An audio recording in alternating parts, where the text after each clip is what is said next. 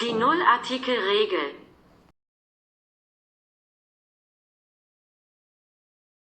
When no one uses an article in German.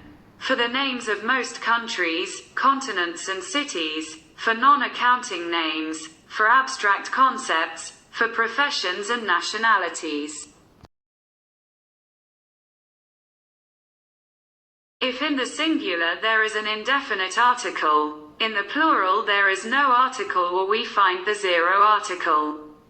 On the contrary, if there is a definite article in the singular, we also find the definite article in the plural.